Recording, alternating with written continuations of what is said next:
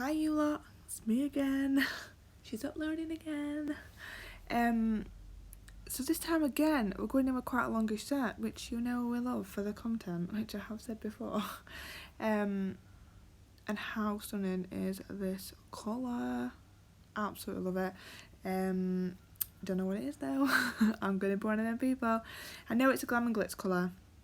I think it could be Teresa, but I could be just probably making that up because it's like nearly midnight and I'm voiceovering once again, so I'm a little bit delirious. But I will check and pop it in the description box below, and if I don't, just give me a nudge and I will definitely sort that out for you when I'm back in the studio. So the camera on this is a little bit nuts. It seems to be slipping, so I think I've got my phone on the wrong angle and it's like falling down, but it does rectify itself, so just bear with it. I promise you it will be better on the next nail. This colour is like I say, it's Glam and Glitz, so it's not a core powder really. Absolute can be a nightmare to work with, but we're going with it anyway. And then to be honest, this powder that I'm using right now isn't much better. This is CJP's Perfect Peach.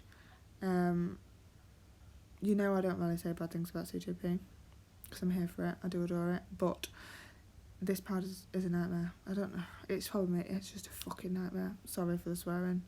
I'm not monetised anyway now, so I'll swear all I want. Yeah, it's a nightmare to work with. It's just super pigmented. The colour's stunning. I wear it on my nails every time. That's literally what I have on every single video you see. It's just a nightmare to work with though. The pigmentation is just too high in it, but we deal with it because the colour is just perfection. Build a nail bed, as you can see, and then we're going to go ahead again and use the colour again, what I absolutely struggle with, but again it's perfection, so why am I not gonna? Just doing a full nail this time, so getting that cuticle area in, and then just patting and sort of tucking it in, and then we're going to start bringing it down. So I don't know, it must be the pigmentation in it why it's a little bit harder to work with. I just find that wetting the nail with monomer before helps it glide down a little bit easier. Working a little bit wetter, obviously not too wet, and then working a little bit faster can help, but still you can see that product's like nearly already set there. It's honestly, it can be a nightmare, but again it's bloody stunning and I love the colour, so I just go with it. Some people have mastered it, I see them work with it and I think, oh my god, how the flipping heck are you doing that? But I'm just not one of them. I think you'll agree though, it is beautiful. It is absolutely beautiful. And it seems to make a really nice nail bed as well. Like, your nail bed always looks super sharp with Perfect Peach, rather than one of the sheerer core powders. It just really just makes it pop.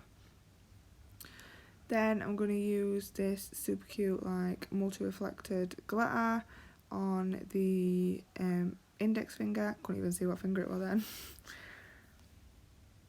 So I am kind of wishing I'd put a colour underneath this once I got about halfway through the nail. No, because it is quite chunky, but I just ran with it. So I'm just going into my clear because it wasn't moving as nicely as I'd want it to.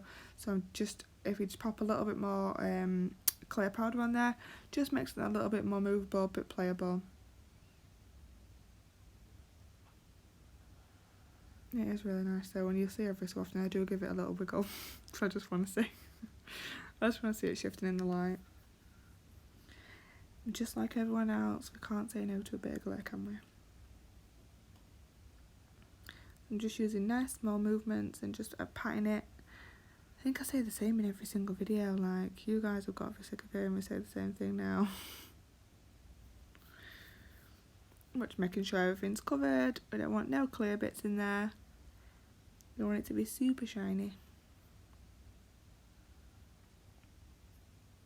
I've sped this video up a little bit as well, so it's at like 1 1/4 speed,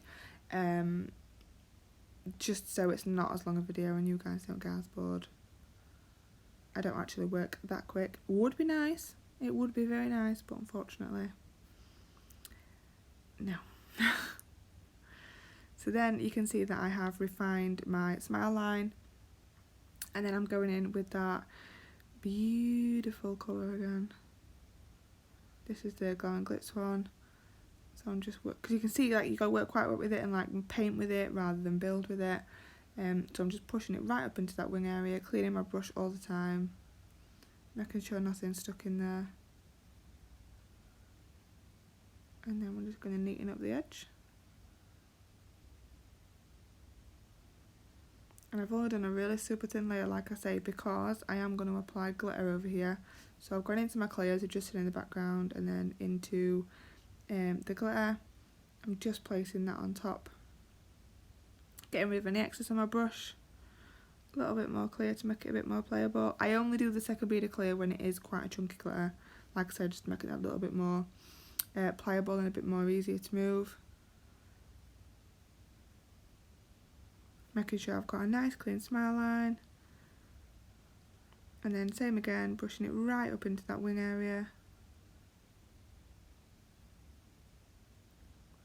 So I've just put that colour down so I know I'm going to have a nice, clean, sharp smile line, because I know I'm not going to have any glitter, you know, missing, so there's going to be a bit of a gap and it's going to be see-through. So if you've got that colour down before your chunky glitter, you know then definitely your smile line's going to be absolutely bang on, which is what we want in it. That's what we all strive for in life.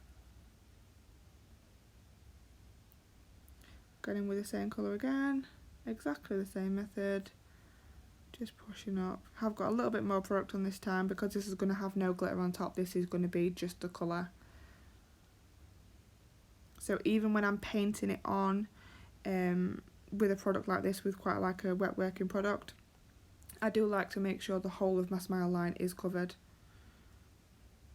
So it's always a little bit thicker at smile line, and then I'll thin it out more towards the free edge, and then we're going to cap in clear, obviously.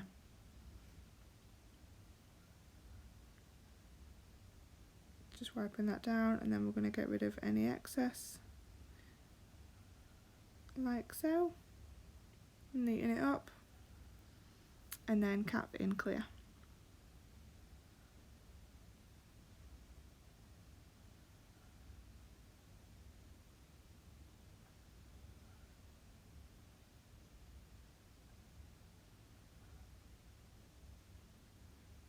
I think sometimes you can just watch, can't you, and just get proper lost in it. So then I will obviously just cap the rest of the set in, give it a really good file, and then we are going to be on to everyone's favourite bit. So we're going to top coat. So using the trusty Superior Shine top coat, you can just see it in the background actually, it's just peeking into shot there. So yeah, Pre-Impression Superior Shine top coat.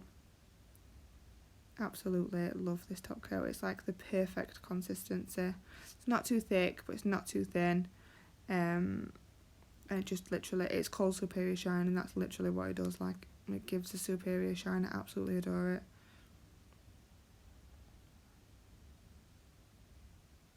And look at that glitter. Oh my god, it's lovely. Complements that that pinky purpley colour lovely, I think, as well, especially with the blue in it. And now can you see what I mean about the smile line with Perfect Peach? Like, how crisp does that look? I feel like no other core powder really that I've used does that, except maybe Fantasy. Probably get the same effect with Fantasy from CJP, or Sugared Almond from Glitterbels. Gives that really sharp smile line. So then we're going to pop that into the lamp to cure for 60 seconds as usual. Finish off with your favourite top coat. Mine's vanilla at the minute from Pre-Impressions. Don't know about you guys. What's your favourite top coat scent? Let me know below. And after you've done that, make sure you subscribe and tune into the next one. Thank you.